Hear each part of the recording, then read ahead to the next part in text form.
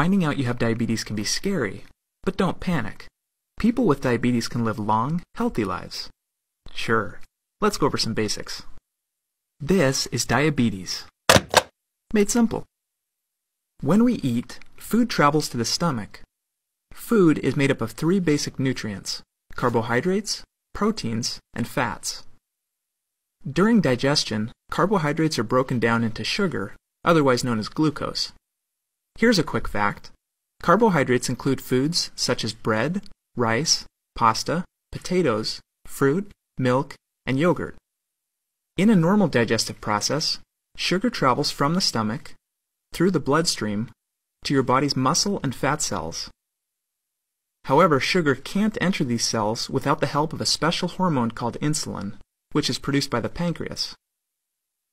Insulin acts like a key, unlocking the doors to the muscle and fat cells and allowing the sugar to enter. The cells then use this sugar as fuel to provide energy for the body. When this process is functioning properly, sugar entering the bloodstream from the stomach is able to exit the bloodstream at the muscle and fat cells. In this manner, the body is able to regulate the concentration of sugar in the bloodstream. Now let's see what happens in a person with diabetes. Sugar enters the bloodstream, but one of two things happens.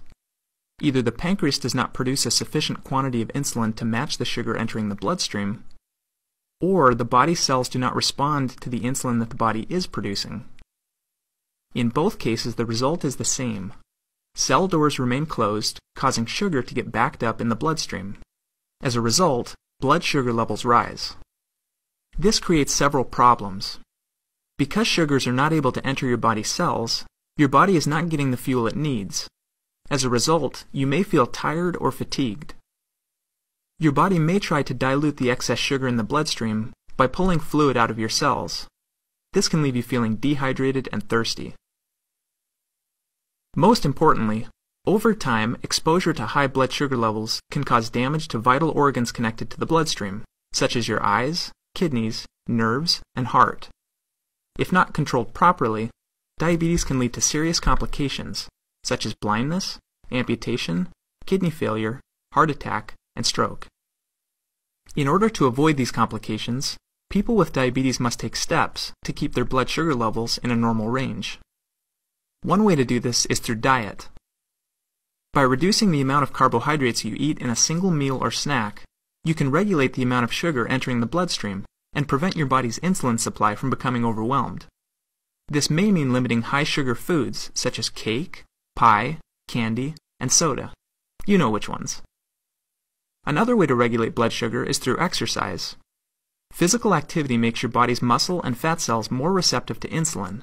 In other words, those muscle and fat cells that wouldn't open before, now they will.